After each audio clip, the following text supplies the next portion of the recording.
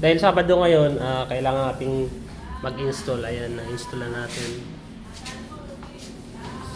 Black stainless yung nilagay na pull-out tray.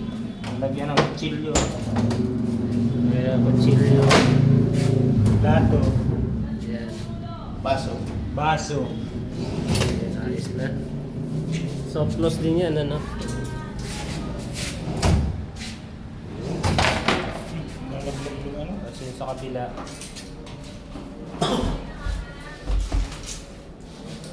LTG.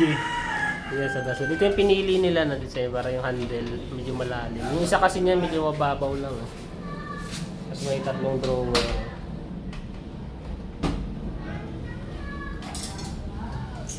May laman na, wala pa. Ayan. Ayos. Follow and share lang po.